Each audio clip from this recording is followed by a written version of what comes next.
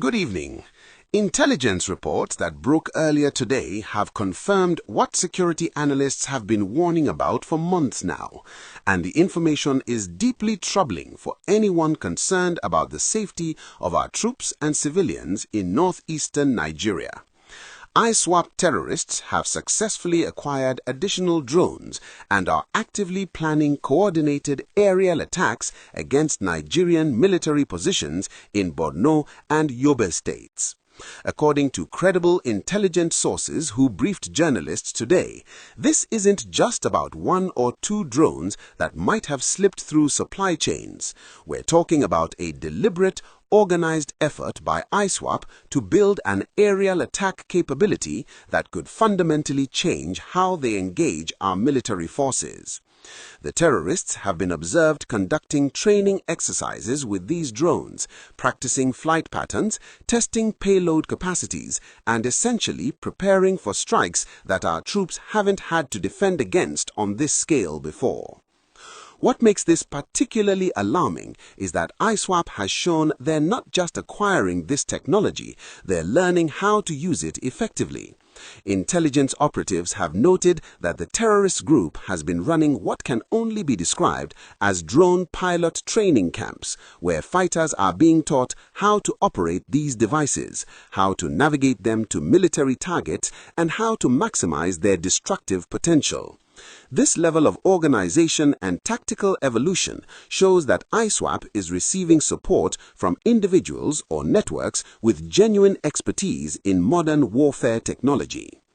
The targets that intelligence suggests ISWAP is focusing on include multiple military installations across both Borno and Yobe states.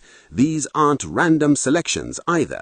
The terrorists appear to have conducted reconnaissance and identified positions that are strategically important to military operations in the region.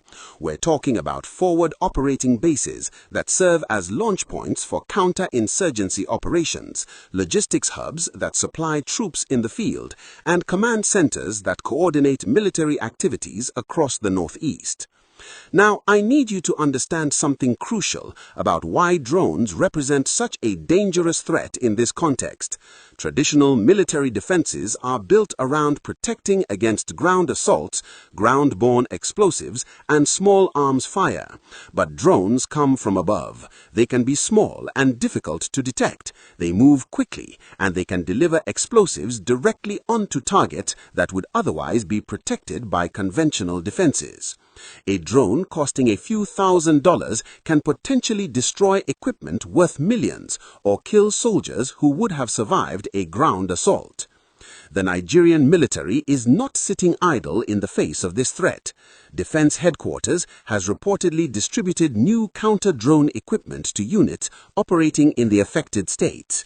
This includes detection systems that can identify drone signals, jamming equipment that can disrupt the communication between drones and their operators, and kinetic solutions that can physically intercept and destroy hostile drones before they reach their targets. Military engineers have also been working to harden key installations against aerial attacks by reinforcing structures and creating protective barriers. If you're finding this detailed security analysis valuable, I want to encourage you to subscribe to this channel and hit the notification bell. We work hard to bring you accurate, in-depth coverage of the issues that matter most to Nigerians, and your subscription helps us continue this important work.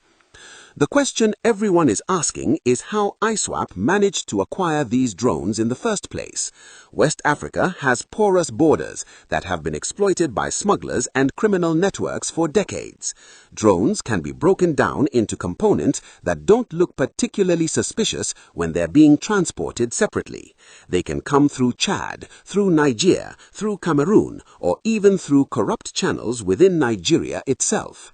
The global market for drone technology has exploded in recent years, and while most countries have regulations about who can buy military-grade equipment, enforcement is inconsistent, and there are always actors willing to sell to anyone with cash. There's also evidence suggesting that ISWAP has established connections with other terrorist organizations operating in the Sahel region who have experience using drones in combat. Groups like militants in Mali and Burkina Faso have been deploying drones for several years now, and they appear to be sharing knowledge, tactics, and possibly even equipment. This kind of cooperation among terrorist groups is exactly what security experts have warned about. For the soldiers stationed in Borno and Yobe, this threat adds tremendous stress to an already dangerous assignment. These men and women wake up every day knowing they might face ambushes, improvised explosive devices, suicide bombers, and direct assaults. Now they also have to watch the skies for threats that could strike without warning. The psychological toll of this kind of constant vigilance cannot be understated. The civilian population in these states is also deeply affected by these developments. Every time ISWAP demonstrates a new capability, it emboldens their recruitment efforts and makes communities feel more vulnerable. Farmers who are already struggling to work their land because of insecurity will become even more hesitant. Displaced persons who were considering returning to their villages will delay those plans. The economic and social costs of this conflict extend far beyond the immediate casualties of any single attack.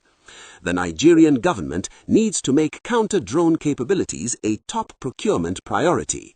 This means not just buying detection and jamming equipment, but also investing in the training required to use it effectively. It means establishing dedicated counter-drone units within the military structure and working with international partners who have experience dealing with similar threats in places like Iraq and Syria.